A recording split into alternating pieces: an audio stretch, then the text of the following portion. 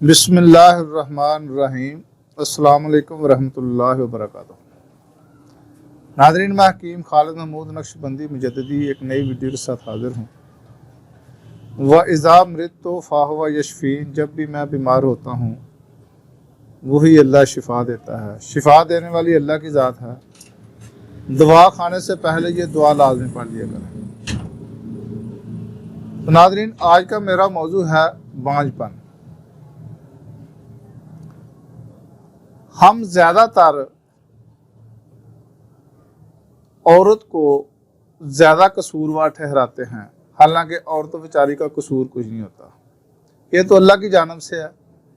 सूरत अल शूरा आयत नंबर 49 और 50, उस दोनों आयतों का ये मफहूम है।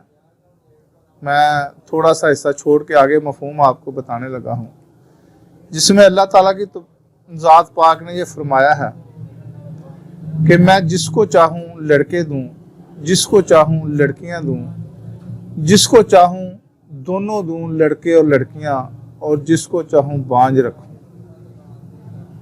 अब जो लोग दीन से नावाकिफ हैं तो वो औरत को कसूरवार ठहराते हैं।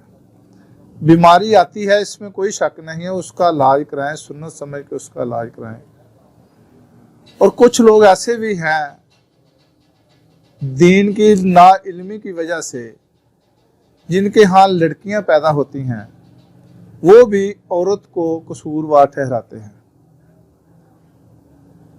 ये बात जहन में रख लें कि इसमें भी औरत बेचारी का कोई कसूर नहीं है। क्यों कसूर नहीं है? कि ये अल्लाह ताला ने मर्द को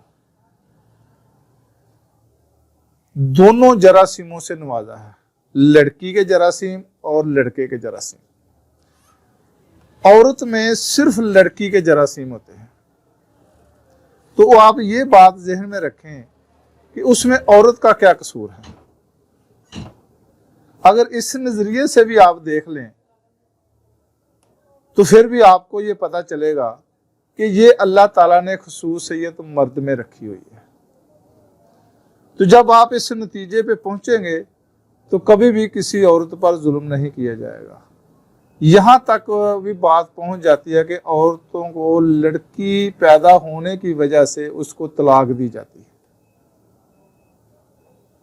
तो कम अज कम वो लोग जो ये फेल कर चुके हैं, ये अमल कर चुके हैं, या वो लोग आइंदा के लिए, ये मैं आपको एक दीनी नुक्ता नज़र से आपको समझाने लगा हूं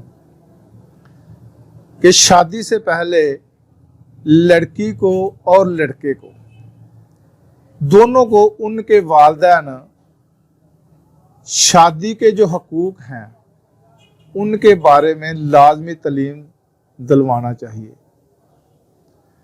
जो मुबाशरत के कवानीन है, गुस्ल के जो तरीक़ाकार है, वुज़ू का जो तरीक़ाकार है, वो सारे के सारे सिखा कर वो भेजने चाहिए।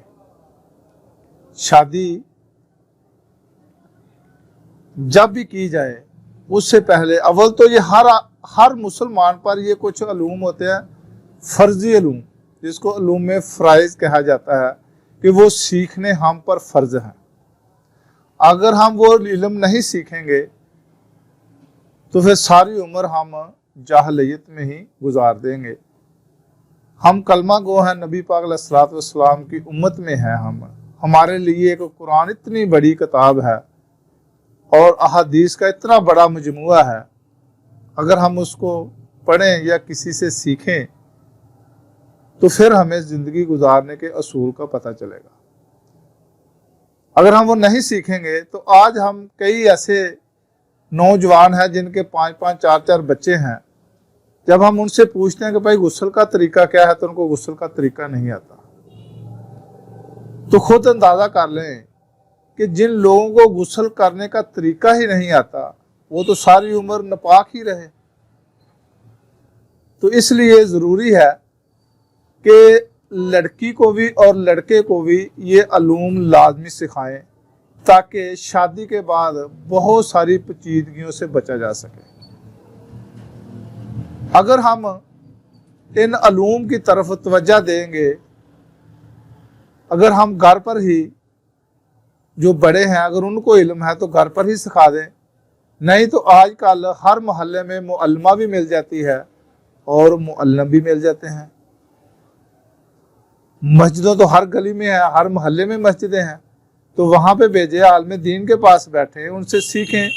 ये ज़रूरी जो इल्म है ज़िंदगी गुजारने के लिए, ये तो आप 2-4 दिन ही बैठेंगे तो उसमें भी आप सीख सकते हैं। अगर नहीं बैठ सकते तो नेट पर बहुत सारे उलमा कराम जो मुफ्ती हजरात हैं, आम जो मौलवी बैठे हुए हैं, उनकी बात पर इतना तवज्जो ना दें।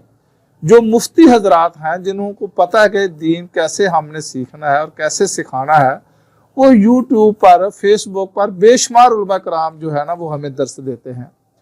उनसे सीख लें।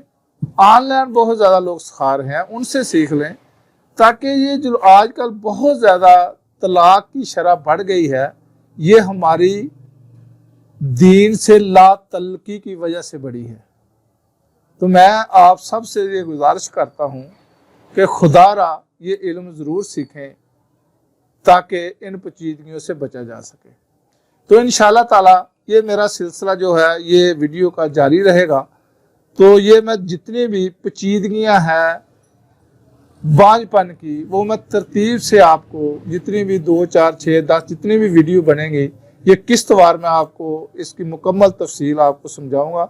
अगर सारी वीडियो आप देखेंगे तो मुझे उम्मीद है कि आप बहुत सारी पेचीदगियों से बच जाएंगे। खुदा हाफिज़। अस्सलाम वालेकुम व रहमतुल्लाहि व बरकातहू।